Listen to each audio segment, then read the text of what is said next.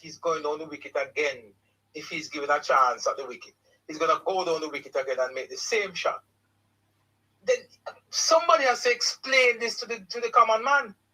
Somebody have to sit down and explain to the average Jamaican that what Mark Golden is proposing about taking us back into the dark days of democratic ideological experiment. Somebody has to explain it. You know, Chops Media, if the government came out tomorrow morning, you see, and said to Jamaicans, come September, everything free to the parents. You don't pay no bus fare. They are going to take off all of the auxiliary fees and everything. The parents would be happy, you know, in a Chops Media. A lot of them would be very happy, you know. Not true? Yeah. Yes. But then how you pay for it? But that's what I'm saying.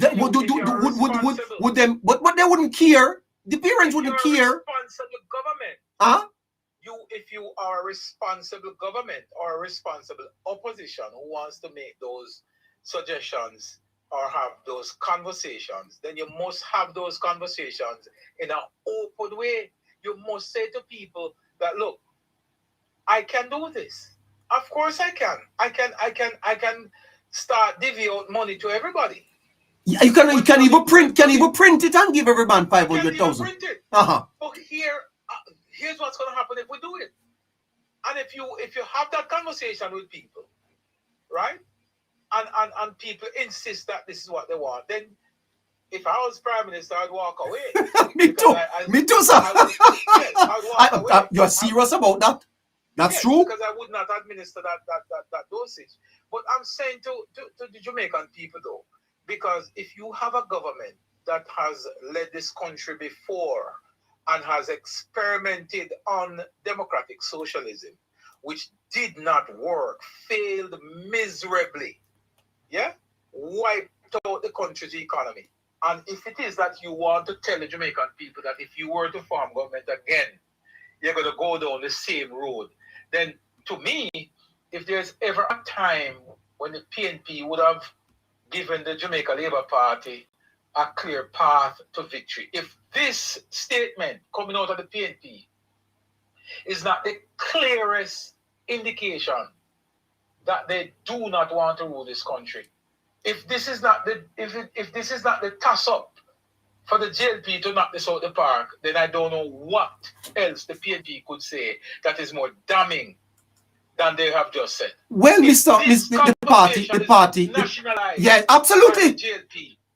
If we don't take this particular one and publicize it and put it on billboard and have the conversation, the press conference must be already scheduled to deal with this one. Boy, I tell you, JLP's press conference must be already scheduled and the talking points hashed out and the conversation, and to ride this to the end, because Jamaicans must appreciate that that the PNP is proposing, they have tried it before under Michael Manley, and it equates to the worst period in Jamaica's history.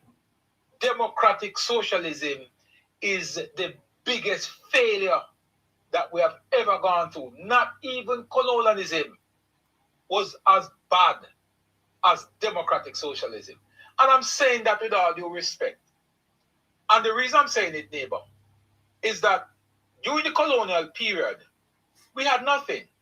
We're at the mercy of our masters. But in the 1970s, when we pursue democratic socialism, it was never forced on us. We, as a government, the government at the time, implemented that. We weren't whipped by some slave masters into democratic socialism. It was a conscious decision taken by a conscious and selfish decision taken by Michael Manley in pursuit of his own anti-imperialistic movement, right? Where he appeals to the global space instead of taking decisions that were in the best interest of Jamaica. Democratic socialism costs money, neighbor. It costs money. Jamaica cannot afford to gamble This is decades of economic sacrifice that we have made, Boy, Chops, you can repeat that. So that means that all of the sacrifices we have made over the last decade or so will just go down. Really born it, Chops. Yes, man, Tell but you the even truth, with the PNP, neighbor, I never used to give the PNP any credit for our economic turnaround, because I'm always using the analogy that if someone starts a fire at your house and then run next door for a water hose and put out the fire, are you going to commend them for putting out the fire, or are you going to blame them for starting it in the first place? Yeah, you get no credit for that. And I'm saying, I never used to give the PNP any credit at all. But the truth is, between 2011 and 2016, when we started the fiscal rules and sort of set the economy on a path for recovery, the PNP took office in 2011, and they continued on that path. And they continued because they had absolutely no choice. Locked in, yes. They were leading in pretty much a stiff jacket during that period, and they had to travel that path. However, they traveled that path, and it was a painful administering of the bitter medicine. Yes, but when you look at that level of achievement during that period now, yeah, and you look back at what they did in the 1990s, and you go back to the 70s, you recognize that I cannot figure in the mind. I can't fathom it. I can't put my finger on the reason, Harry, why an opposition like the People's National Party would have really and truly come out to the people and make such a statement. I cannot figure it out. I don't see the political strategy. I don't see anything. But I'm not surprised either. And I'll tell you why. Because it is the said Mark Golden neighbor who said some time ago that if they were elected in 2025, he said it, if they were elected, he would have undo a lot of, if not all, the policies that the Jamaica Labour Party implemented, because he is of the view that they would not have been elected to continue with the policies of the JLP.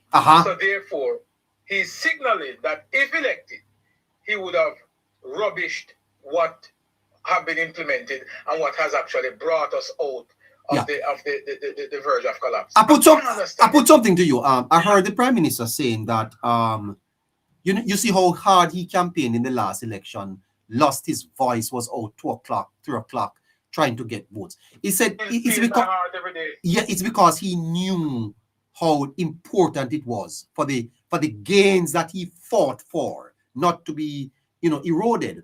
And I wonder how the Prime Minister is feeling tonight, hearing the PNP talking about democratic socialism. You heard the Prime Minister in his recent budget presentation speaking on this matter.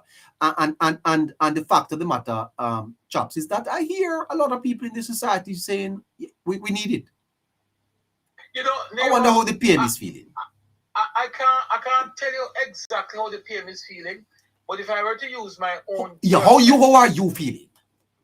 Right, because I tell you what, I have options. Unlike some people, because some don't have a choice but to stay here, exist under Golden. Oh God.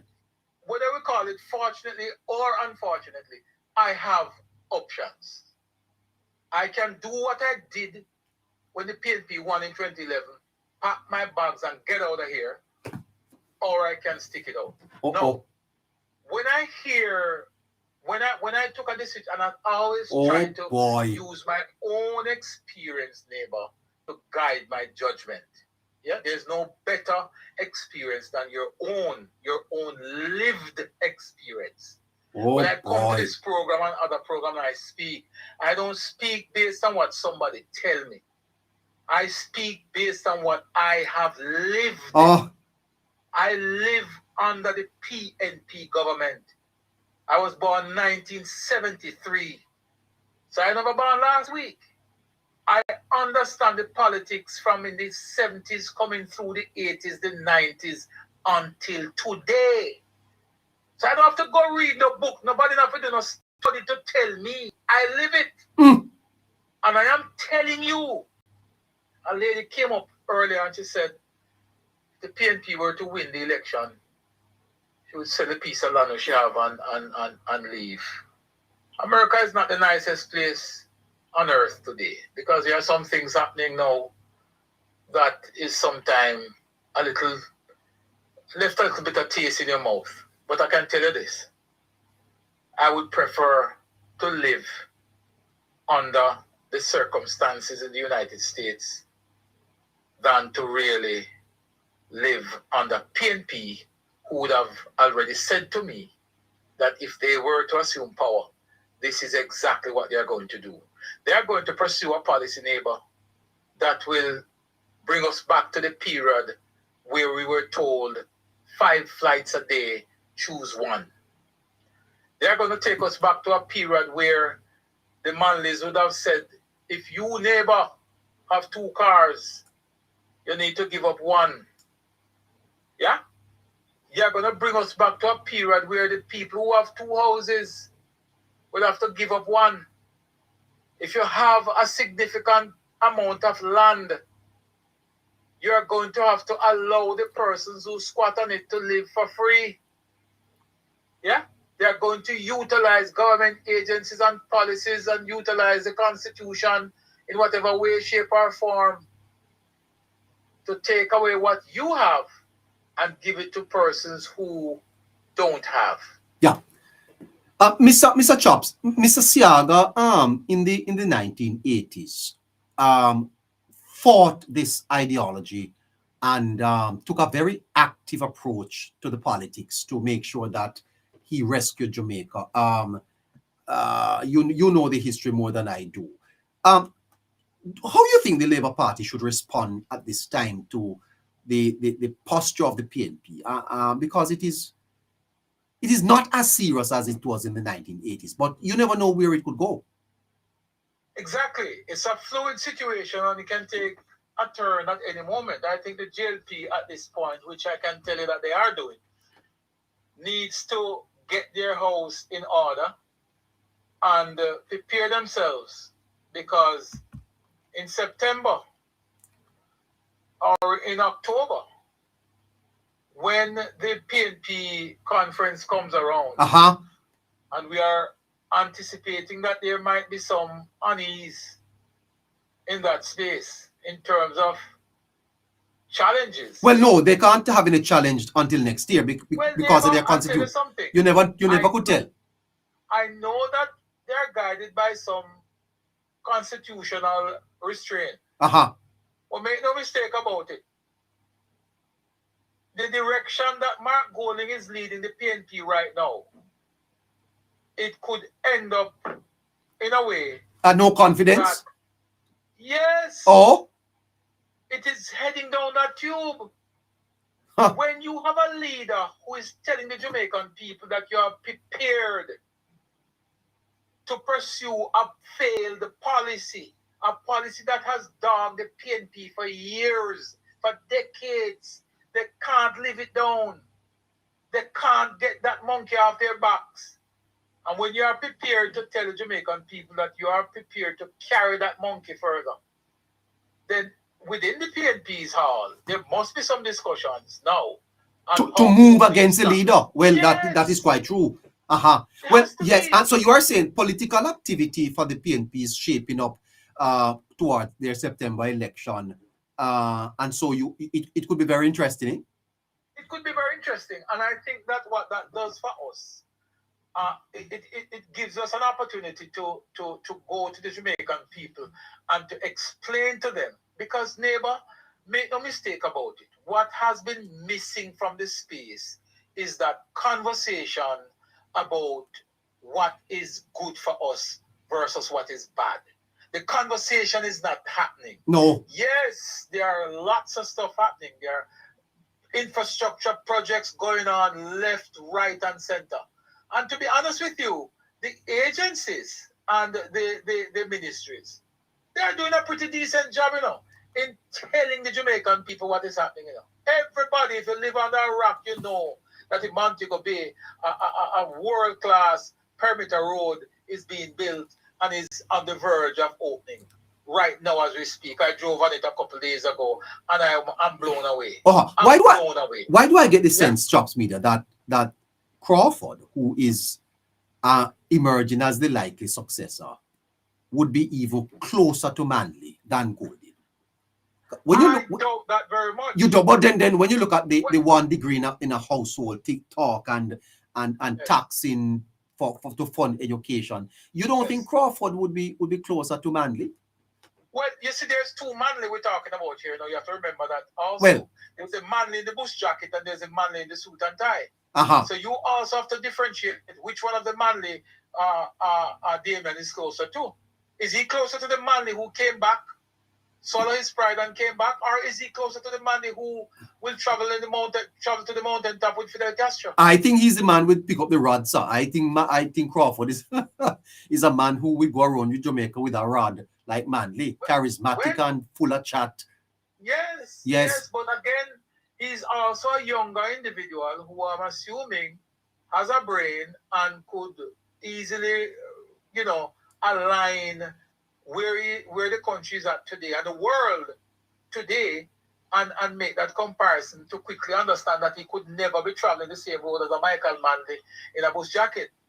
I doubt that very much. You see, there's a difference between the two, and you're correct in asking that question, because when you look at Mark Golding, who is quote unquote supposed to be a capitalist, absolutely, a business lawyer, man who has made $1 million in business, he knows that business is the way to and that's why I'm wondering if the statements that he's making, neighbor, has some political has a political meaning to it, rather than just a simple policy push, because there's no way it could be a genuine policy of Mark Golding if we were to look at him as who we think he is, a capital person who's coming from a capitalistic background.